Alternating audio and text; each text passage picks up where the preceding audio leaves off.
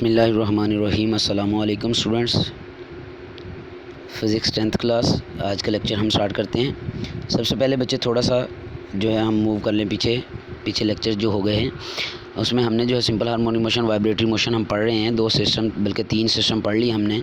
आज जो है हमारा लेक्चर दोबारा से इसी में होगा, सिंपल हार्मोनिक मोशन। इससे रिलेटेड जो है कुछ बेसिक हमारे पास इन्फॉर्मेशन हैं, कुछ बेसिक टर्म्स हैं और फाइनली कंक्लूड करना है आज हमने जो है सिंपल हार्मोनिक मोशन को, जिसमें हमने इसकी समराइज़ करना है, इसके इंपॉर्टेंट फ़ीचर्स को, इसमें जो है इसकी मेन करैक्टरिस्टिक जो हैं वो क्या क्या हैं, फिर उनके यूनिट्स, उनके फार्मूले। आज हमारा जो है इस पर लास्ट लेक्चर होगा। इसके बाद हम जो है वो नया टॉपिक स्टार्ट करेंगे, रिलेटेड होगा इसी से ही, लेकिन थोड़ा सा इससे जस्ट थोड़ा सा मुख्तलिफ हो जाएगा। तो सबसे पहले बच्चे इसमें देख लें, हमारे पास जो है मैं जो है वो पिछला थोड़ा सा रिपीट कर देता हूँ क्योंकि ये अहम चीज़ें हैं। ये सिंपल हार्मोनिक मोशन की हमारे पास जो है वो डेफिनेशन होगी सिंपल पेंडुलम में भी, कि हमारे पास simple harmonic motion occur when the net force is directly proportional to displacement from mean position and is always directed towards mean position. ये जो आपको नज़र आ रही है डेफिनेशन।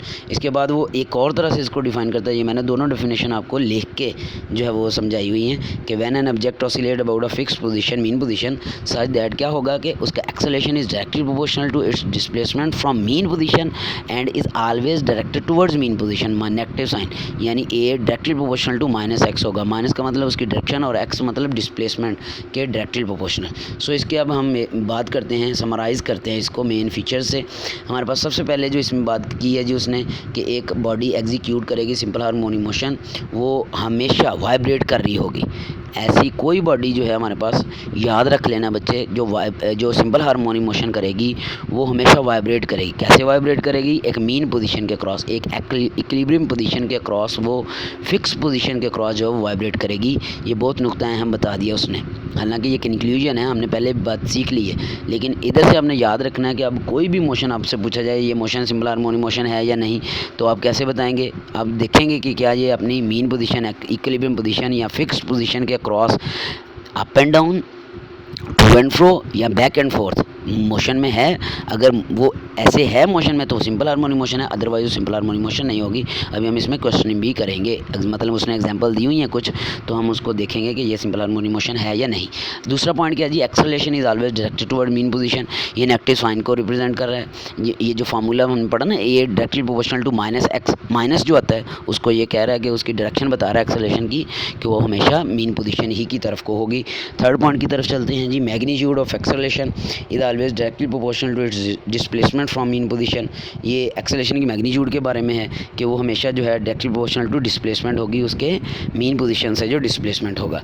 फिर इसी में ही दैट इज़ अगले पेज पे चले जाएं तो इसने कहा है कि acceleration will be zero at mean position.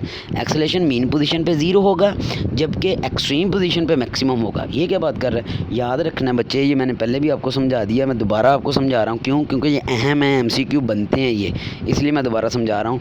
Acceleration तभी प्रोड्यूस होता है जब वेलोसिटी चेंज होती है। वेलोसिटी ने चेंज होना है एक्सट्रीम पोजीशन पे जाके। मतलब कैसे चेंज होना है? जब एक्सट्रीम पोजीशन पे बच्चे बॉडी जाती है तो वो रुकती है। पहले उसकी वेलोसिटी कोई वैल्यू थी, जब वो रुक गई तो वेलोसिटी की वैल्यू ज़ीरो हो गई, तो वेलोसिटी चेंज हो गई। जब वेलोसिटी चेंज होगी तो एक्सेलरेशन प्रोड्यूस होगा। तो इस सेंस में हम बोलते हैं कि acceleration at extreme position is maximum but at mean position acceleration is zero. याद रखना है, ये अहम पॉइंट। मैं इसको कंक्लूड बाद में करता हूँ। अगला पॉइंट देख लें। इसमें मीन पे जो है हमारे पास एक्सेलरेशन ज़ीरो होगा, एक्सट्रीम पे मैक्सिमम होगा। इसी तरह से चौथा पॉइंट वेलोसिटी के लिए दे दिया उसने कि वेलोसिटी किधर मैक्सिमम और किधर मिनिमम होने का था। Velocity is maximum at mean position, यानी एक झूला जब अपनी मीन पोजीशन से गुजरता है, जब हम उसको धक्का दे देते हैं या रिलीज़ कर देते हैं, पीछे ला के छोड़ देते हैं, एक बॉब को, गोली को छोड़ देते हैं, मैथ स्प्रिंग सिस्टम को पीछे ला के छोड़ देते हैं, रिस्टोरिंग फोर्स की वजह से वो तेज़ी के साथ गुजरता है, अपने इनर्शिया की वजह से मीन पोजीशन तेज़ी के साथ गुजर जाता है। सो मीन पोजीशन पे वेलोसिटी क्या होगी? मैक्सिमम होगी मीन पोजीशन पे वेलोसिटी, जबकि एक्सट्रीम पोजीशन पे जो है वेलोसिटी ज़ीरो होगी, क्योंकि उधर जाके वो थोड़ी देर रुकेगा एक्सट्रीम पोजीशन पे। सो ये है जी बच्चे हमारे पास एक्सेलरेशन और वेलोसिटी, किधर मैक्सिमम किधर मिनिमम। याद रखना है आपने। 4 चीज़ें हो गई फिंगर टिप पे, मैं बता रहा हूँ, इनको फिंगर टिप पे कर लें। Potential energy, kinetic energy, velocity और हमारे पास जो है वो दोबारा से चारों क्वांटिटीज़ बच्चे। काइनेटिक एनर्जी किधर ज़ीरो किधर मैक्सिमम होनी है। काइनेटिक एनर्जी ने उधर, काइनेटिक एनर्जी का फॉर्मूला 1/2 mv²। याद रखें इसे। वी किधर ज़ीरो होनी है जी, एक्सट्रीम पे ज़ीरो होनी है, मीन पे मैक्सिमम। जिधर मैक्सिमम वी जो वेलोसिटी मैक्सिमम उधर काइनेटिक एनर्जी मैक्सिमम, मतलब काइनेटिक एनर्जी ने मीन पे मैक्सिमम होना और एक्सट्रीम पे जाके ज़ीरो हो जाना, क्योंकि उधर वेलोसिटी ज़ीरो हो जाती है। दूसरे नंबर पे पोटेंशियल एनर्जी का फार्मूला mg(x) यूज़ करेंगे अब हम। जहाँ पे x ज़ीरो होगा पोटेंशियल एनर्जी ज़ीरो होगी, जहाँ पे x मैक्सिमम होगा वहाँ पोटेंशियल एनर्जी मैक्सिमम होगी। तो x ज़ीरो किधर होता है? मीन पे x ज़ीरो होता है, यानी डिस्प्लेसमेंट एम्पलीट्यूड जो जिसको हमने टर्म पढ़ी हुई है, एम्पलीट्यूड मीन पे ज़ीरो होता है। सो हमारे पास ये ज़ीरो होगी पोटेंशियल एनर्जी मीन पे, potential energy at mean position zero, जबकि एक्सट्रीम पोजीशन पे मैक्सिमम होगी, उधर जाके डिस्प्लेसमेंट मैक्सिमम हो जाता है। अब आ जाएँ एक्सेलरेशन की तरफ। एक्सेलरेशन जो है हमारे पास बच्चे याद रखना है, ये अभी हमने पढ़ा है कि मीन पोजीशन पे ज़ीरो होगा जबकि एक्सट्रीम पोजीशन पे मैक्सिमम। वेलोसिटी मीन पोजीशन पे मैक्सिमम जबकि एक्सट्रीम पोजीशन पे ज़ीरो। ये फिंगर टिप पे पॉइंट कर लेने हैं आपने चारों, इसके जो है वो हमने मेन फीचर्स जो हैं सिंपल हार्मोनिक मोशन के वो समराइज़ कर दिए। अब ये जो सारी ऊपर डिस्कशन होगी, यानी जो भी हमने पढ़ा अभी तक सिंपल हार्मोनिक मोशन में, उसकी जो करैक्टरिस्टिक हैं उनको जो है वो उसने क्लियर किया हुआ है। वन वाइब्रेशन क्या है ये हमने पहले लेक्चर में डेफिनेशन मैंने आपको बताई थी, जस्ट हमने इधर रिवाइज़ करनी है थोड़ा, और इसके बारे में आपको थोड़ा सा बताऊंगा, इनके यूनिट, इनके फार्मूले। वाइब्रेशन क्या है जी? One complete round trip of a vibrating body about its mean position is called its one vibration. एक मुकम्मल चक्कर, एक साइकिल, इसकी मैं फ़िगर बताता हूँ आपको, फिगर से आपने इसको क्लियर करना है। ये देखिए ये वाली फिगर जो टाइम पीरियड में बताया हुआ है कि time period of a pendulum is the time to complete one vibration. अब वन वाइब्रेशन मैं बता रहा हूँ इधर से आपको, वन वाइब्रेशन क्या है? ये एरो बना हुआ है, ये ब्लू कलर वाला, एक एक्सट्रीम से शुरू हुआ, दूसरी से वापस उधर तक है, ये है बच्चे एक वाइब्रेशन, एक साइकिल, एक झूला जिसको हम कह देते हैं। फिर आगे टाइम पीरियड है, टाइम पीरियड की वही डेफिनेशन है, time taken by vibrating body to complete one complete round trip. One vibration, one cycle, एक साइकिल को कंप्लीट करने के लिए जो टाइम रिक्वायर है, एक वाइब्रेशन को कंप्लीट करने के लिए जो टाइम रिक्वायर है, उसको हम टाइम पीरियड बोल देते हैं। सो टाइम पीरियड का फार्मूला क्या है अब आपने बताना मैथ स्प्रिंग सिस्टम के लिए। तो मैथ स्प्रिंग सिस्टम के लिए देखिए बच्चे, ज़रा हम बुक खुली हुई है, पीछे चले जाएं। मैथ स्प्रिंग सिस्टम के लिए T is equal two by √m/k, ये टाइम पीरियड का फार्मूला। सिंपल पेंडुलम का formula T is equal two by √L/G, ये फार्मूला है हमारे पास टाइम पीरियड का। फिर इसका यूनिट क्या होगा? टाइम बच्चे, टाइम का यूनिट हमने पढ़ा हुआ है 9th class basic quantity basic units में, क्या होता है जी? इसका यूनिट सेकेंड, टाइम पीरियड का यूनिट सेकंड होगा।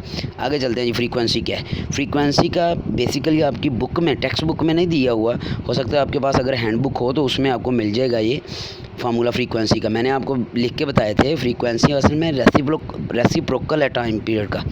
टाइम पीरियड का फार्मूला उलट कर दें, या मतलब जहाँ पे ये देखें, जिधर हमारे पास जो है टाइम पीरियड है 2π√m/k, तो उधर आप कर दें F is equal to 1/2π√k/m, उल्ट कर दिया, ये हमारे पास फ्रीक्वेंसी हो गई, फ्रीक्वेंसी का फार्मूला बन गया। अच्छा, जो सिंपल पेंडुलम की फ्रीक्वेंसी है उसमें क्या कहेंगे? F is equal to 1/2π√G/L, ये फ्रीक्वेंसी हमारे पास टाइम पीरियड के लिए बन गई। अच्छा, अब इसमें इसकी डेफिनेशन क्या है, इसका यूनिट क्या है, ये देखते हैं। फार्मूले तो हमने देख लिए, डेफिनेशन हमने पहले लेक्चर में क्लियर किया। नंबर ऑफ़ वाइब्रेशन पर सेकंड, नंबर ऑफ़ साइकिल पर सेकंड, जो हमारे पास नंबर ऑफ़ वाइब्रेशन पर सेकंड होते हैं वाइब्रेटिंग बॉडी के, इन 1 सेकंड जितने भी वो वाइब्रेशन कंप्लीट कर ले उसको हम बोलते हैं, उसकी फ्रीक्वेंसी है जी। फ्रीक्वेंसी रेसिप्रोकल ऑफ टाइम होती है। फार्मूला क्या है? F is equal to 1/T, simple form में, या T की वैल्यू पुट कर दें तो वो मैंने आपको बता दिए, उलट कर देना उसमें आपने इन फार्मूलाज को, टाइम पीरियड के फार्मूला को उल्ट कर दें, वो फ्रीक्वेंसी का फार्मूला बन जाएगा। अच्छा, इसमें बच्चे अब इसका यूनिट क्या है? फ्रीक्वेंसी का यूनिट हर्ज है, HERTZ। आपने बुक के ऊपर इधर ही लिख लेना, इधर नहीं लिखा हुआ, लिख लें इसको। फ्रीक्वेंसी का यूनिट क्या है जी? हर्ज, HERTZ, हर्ज। और इसको डिनोट किससे करना है? HZ से, H लिख के साथ छोटा Z डाल देना आपने, स्मॉल Z, तो ये HZ हमारे पास हो जाएगा। HZ हर्ज को रिप्रेजेंट करते हैं, मैं बताता हूँ आगे चल के, ये आ रहा है, इस एग्जांपल हमने करनी उसमें आ रहा है। एम्पलीट्यूड क्या है जी? अगली हमारे पास इसके लास्ट जो है वो करैक्टरिस्टिक, एम्पलीट्यूड मैक्सिमम डिस्प्लेसमेंट है of a vibrating body on either side from its mean position is called it's amplitude. Amplitude को बच्चे हम x से x0 से रिप्रेजेंट करते हैं। ये हमारे पास ये क्या होता है एम्पलीट्यूड?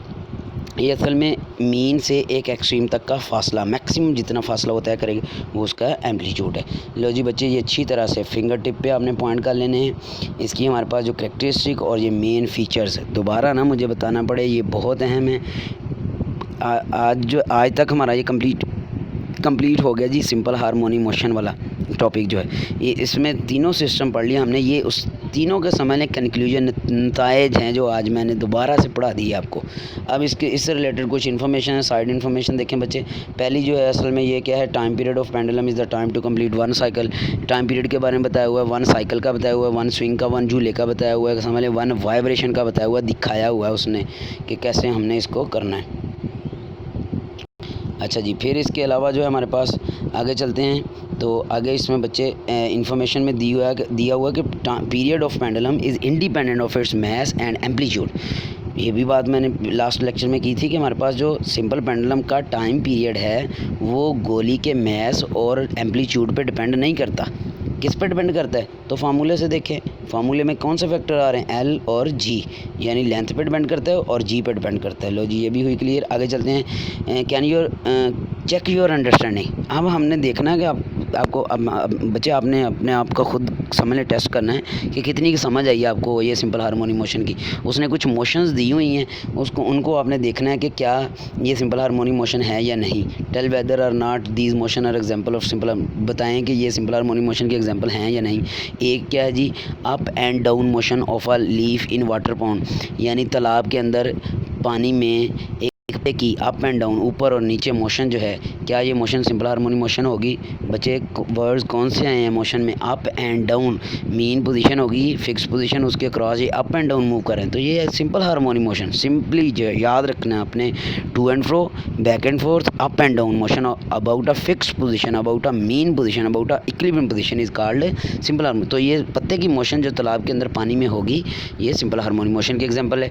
बी देखें जी, motion of a ceiling fan, छत वाला पंखा जो है उसकी मोशन कौन सी है, क्या वो भी back and forth, to and fro या अप एंड डाउन मूव कर रहा है, कोई क्या कर रहा है, कैसे रोटेट, वो बच्चे रोटेट कर रहा है। मोशन की टाइप्स हमने 9th क्लास में पढ़ी है, तो उसमें हमने ये सीखा कि वो रोटेशन है, ये एक फ़िक्स अबाउट, एक एक्सिस के अबाउट जो है वो ये फ़िक्स जो एक्सिस है उसके क्रॉस ये रोटेट कर रहा है, उसके कह लें कि उसके अबाउट बोलेंगे।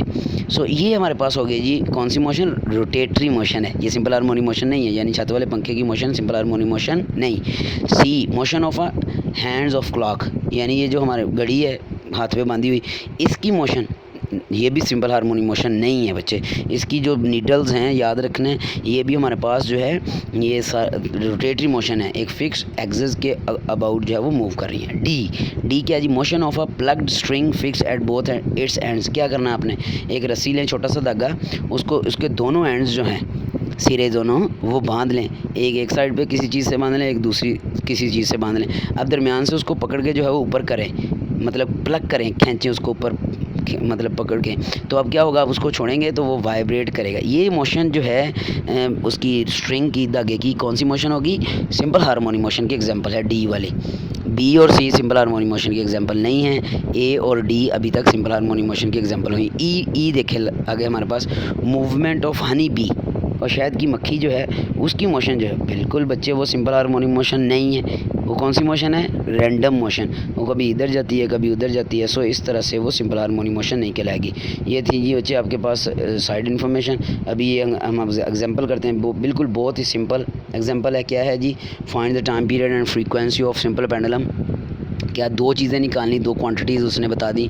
फर्स्टली टाइम पीरियड निकालना है, फिर फ्रीक्वेंसी को निकालना है। क्या क्या गिवन क्या है आपके पास, ये न्यूमेरिकल जैसे हम करते थे, बुक खोल लें, अभी इसको जो है वो आपने हल करके देखना। गिवन डाटा लिख लें, फिर उसके नीचे फार्मूला लिखें, फिर उसको सॉल्व कर दें। तो क्या जी बच्चे देखें, हमें गिवन डाटा क्या दिया हुआ है, pendulum simple pendulum 1 metre long, 1 metre long से हमारा उसकी ये लेंथ दी हुई है, 1 मीटर है उसकी लेंथ।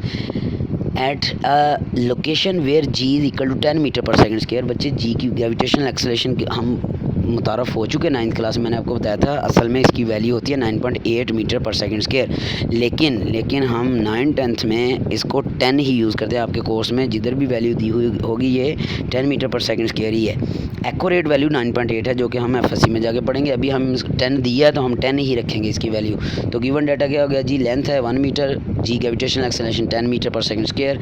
फार्मूला क्या है जी, टाइम पीरियड का सिंपल पेंडुलम का T = L/G। याद रखना है, जौन सा सिस्टम दिया उसी का फार्मूला लगाना है। ये ना हो कि आप मैथ स्प्रिंग सिस्टम का फार्मूला लगाएं, एम ओवर के इधर मैथ ढूंढते रहें और के स्प्रिंग कांस्टेंट ढूंढते रहें, ऐसे नहीं चलना। ये लेंथ और जी गिवन है तो सिंपल पेंडुलम वाला, सिंपल पेंडुलम का ही उसने कहा, तो सिंपल पेंडुलम का टाइम पीरियड का फार्मूला लगाया, इसमें वैल्यूज़ पुट करें। 2 क्या है तो हमारा नंबर है, पाई क्या है 3.14 इसकी वैल्यू होती है, याद रख लेनी, मैंने आपको बताया था 22/7 यानी 22/7 या 3.14, आप 3.14 ही याद रखें।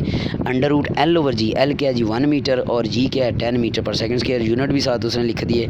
इनको हल करें, इसको बच्चे कैंसिल करें, जो कैंसिल हो रही है मल्टीप्लाई करें और ये आपके पास आंसर आना चाहिए 1.99 सेकंड। अभी इसको हल करके देखना है, आपने कैलकुलेट करके देखना है कैलकुलेटर से। ये आगे जी हमारे पास टाइम पीरियड ऑफ फ्रीक्वेंसी भी पूछी थी, तो फ्रीक्वेंसी क्या होती है, टाइम पीरियड का reciprocal of its time period, तो 1/t कर लें, मतलब 1/1.99 सेकंड कर लें, तो ये वैल्यू कितनी आ गई जी 0.50 हर्ट्ज़। 0.50 इसकी न्यूमेरिकल वैल्यू है। एच जी क्या है, ये इसका यूनिट है हर्ट्ज़, जिसको मैंने पहले भी बताया, इसका यूनिट जो है फ्रीक्वेंसी का हर्ट्ज़ एच जी से डिनोट करेंगे, बिल्कुल ऐसे जैसे कि इधर लिखा हुआ है। लो जी हमारे पास फ्रीक्वेंसी भी निकल आई और टाइम पीरियड भी। अभी ये रह गया साथ में एक फिगर दी हुई है, गौर से देखिए इसको क्या है जी, फॉर योर इन्फॉर्मेशन में एक क्लाक है, आपको नज़र आ रहा है पेंडुलम वाला क्लाक। पहले सबसे पहले कहता है क्रिश्चियन हाइजेंस जो था उसने इन्वेंट किया ये पेंडुलम क्लाक, कब, इन 1656 में, याद रखना है किसने, क्रिश्चियन हाइजेंस 1656 पहला पेंडुलम क्लॉक जो है, तो वो किसके काम से मुतासर हुआ था, he was inspired by the work of Galileo था असल में जिसने डिस्कवर किया था क्या, कि all pendulum of same length took the same amount of time to complete one full swing. एक वन कंप्लीट राउंड ट्रिप को मुकम्मल करने के लिए तमाम पेंडुलम जिनकी लेंथ सेम होगी वो टाइम पीरियड उनका सेम होगा। ये बात अभी इधर देखें ज़रा, टाइम पीरियड के फार्मूले से ये नज़र आ रहा है, एग्जांपल से आपको टाइम पीरियड का फार्मूला एल और जी पर डिपेंड करता है, लेंथ और जी ग्रेविटेशनल एक्सेलरेशन ये तो कांस्टेंट रहेगा 10 मीटर पर सेकंड स्क्वायर, जबकि एल जो है हमारे पास लेंथ है पेंडुलम की, ये हमारे पास चेंज हो सकती है अगर हम उसकी जो कह लें कि हमारे पास धागा है उसकी लेंथ कम ज़्यादा कर सकते हैं, लेकिन अगर हम इसको कांस्टेंट ही रखें तो ये गैलीलियो ने डिस्कवर किया था कि उनका टाइम पीरियड भी सेम होगा। सो उसने इंस्पायर होकर, इससे मुतासर होकर ये जो है बच्चे पेंडुलम क्लॉक बनाया सबसे पहला Huygens develop the first clock that could accurately measure time, मतलब ये वो क्लॉक था जो एक्यूरेटली टाइम मेजर करता था। ये भी हमें जो है वो बाज़ का देखने को मिलते हैं घरों के अंदर, तो आम ही क्लॉक हम यूज़ करते हैं, हो सकता है कि आप में से किसी के घर में ये क्लॉक मौजूद हो, तो उसमें आप देख सकते हैं नीचे जो है वो पेंडुलम नुमा जो है वो लगा होता है, जो कि लगातार कंटिन्यूसली जो है सिंपल हार्मोनिक मोशन में होता है। ये हमारे पास सिंपल हार्मोनिक मोशन की एक और एग्जांपल है जी, याद रखना है बच्चे इसको। ये हमारे आज का जो है वो लेक्चर इधर तक ही था। आज तक बच्चे हमने सिंपल हार्मोनिक मोशन को कंप्लीट कर लिया इस चैप्टर में, फिर आगे जो है इससे रिलेटेड कुछ टॉपिक्स हैं, लेकिन यही चीज़ नहीं होगी, मतलब अभी समझ लें एक टॉपिक हमारा ख़त्म हो गया और इसको अच्छी तरह तैयार कर लें मेरा पुत्र। सबसे पहले इसमें मैथ स्प्रिंग सिस्टम आता है, लॉन्ग क्वेश्चन है, वो फिगर बना के देखें, उसकी एक्सप्लेनेशन हेडिंग तैयार कर लें ना, उसमें जो है वो अपना डाटा पुट कर लें। फिर इसमें जो है बॉल एंड बॉल सिस्टम वो लॉन्ग क्वेश्चन नहीं आता, उसमें MCQs है, शॉर्ट क्वेश्चन मैंने आपको बताया, याद रखें। फिर आगे आता है सिंपल पेंडुलम, ये जो सिंपल पेंडुलम है बच्चे ये भी लॉन्ग क्वेश्चन आता है। ये हमारे पास जो है इसमें भी वैसे ही आपने करना है जैसा कि मैथ स्प्रिंग सिस्टम में हेडिंग्स बना लेनी है, फिगर की हेडिंग, एक्सप्लेनेशन की हेडिंग पहले नंबर पे, डेफिनेशन की हेडिंग, एक्सप्लेनेशन में मैथमेटिकली है हमारे पास जो है इसमें कि मैथमेटिकली असल में क्या लिखना है इसमें आपने, ये वाले जो हमने कंपोनेंट किए थे वेट की फोर्स के कंपोनेंट। तो बच्चे आज हम जो है वो लेक्चर को इधर ही ख़त्म करते हैं, अच्छी तरह से इसको तैयार कर लें। आपको इसमें अगर कोई क्वेश्चन है किसी बच्चे को वो क्लियर कर ले, ये आपका तैयार होना चाहिए सिंपल हार्मोनिक मोशन वाला पोर्शन। अपना बच्चे ख्याल रखिएगा, शुक्रिया, खुदा हाफिज़।